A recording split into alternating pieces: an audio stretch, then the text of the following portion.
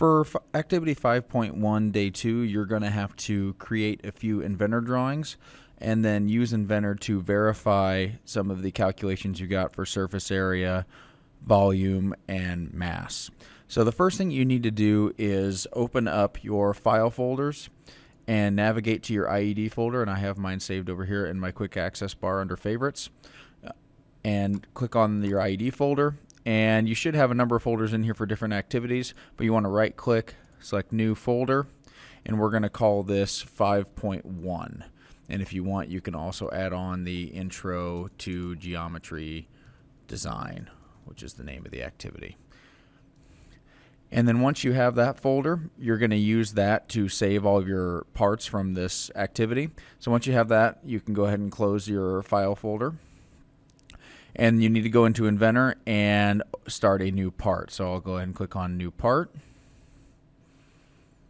And the other option for this would have been to go up to the iPro button and go to New to open a new part as well.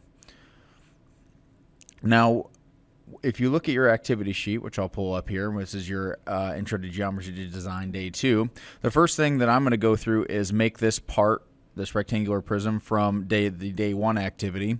And we're going to make that part, assign a material to it, which in this case is oak, and then use the iProperties menu to verify the calculations that I came up with yesterday. And I know that the correct calculations for this are 134.5 inches squared for surface area, 90 inches cubed for volume, and then 1.8 pounds for mass.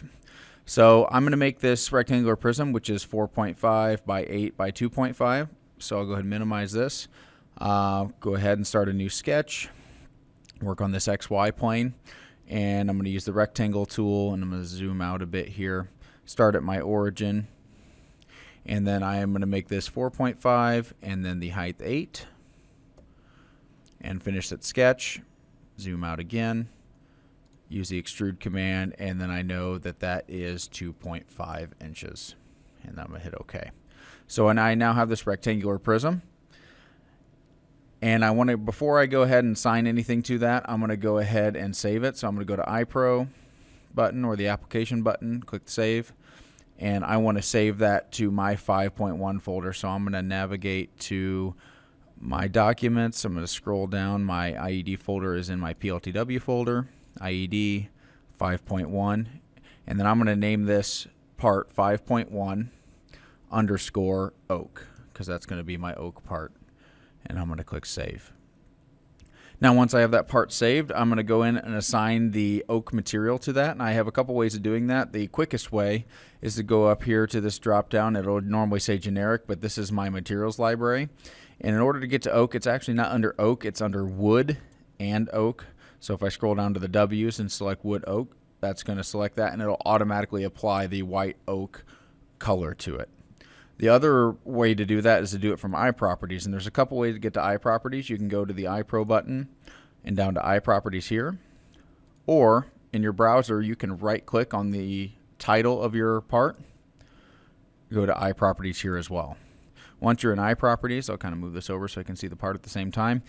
Go to the Physical tab, and then here is where you can apply your material. So if you didn't want to deal with the drop down, you just want to do it all in one menu, you can go to iProperties and select material, and then scroll down and select oak. And then if this update button is not gray, you need to click that in order to update and apply your material. So now that I have the oak material applied, I can come down here to this area, and you'll notice it displays the density of oak, and this is in metric, it's grams per centimeters cubed. The density on your assignment was in pounds per inches cubed, so this is going to be slightly different. And then you can come down here and verify your calculations. So we have the 134.5 inches squared for surface area, which is correct. We have the 90 inches cubed for volume, which is correct. And the only thing that looks a little different here is our mass. If we go back to our activity, the actual answer is 1.8 pounds because we use 0.02 pounds per inches cubed. The actual density in Inventor and oak varies. It's a wood product, so it'll vary anyways, but the density they use in Inventor is 0.76 grams per cubic centimeter. That converts to about 0.027 or 0.028 pounds per inches cubed, which accounts for the difference in our mass. So if you were to go back for your calculations in your activity and use 0.027 or 0.028, you would get closer. Instead of this 1.8, you would actually get closer to this 2.471 pounds that inventor displays. Once you've made these parts, assigned the materials, and come in here and verified this, you know that your calculations were correct. If this is way off, odds are that your calculations were incorrect, or you might want to go back and make sure that your inventor parts are correct with the correct dimensions and verify that. For the rest of your activity, you're going to go through and create a couple of parts. So for number one, you're going to work with a partner, and one of you will make this cylinder, which will be in ABS plastic, and one of you will make this cube, which will be in nickel copper alloy. And you're going to go into properties and find the surface area, volume, and mass. Make sure you include your units for these.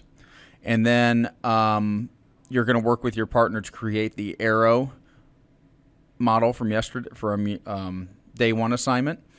And you're going to verify all of your calculations that you made on day one using Inventor. And then you'll finish up the rest of this. When you get done with these, you will need to scan day one page and day two page, and after everything is complete, and upload those to Activity 5.1 in Canvas for your assignment.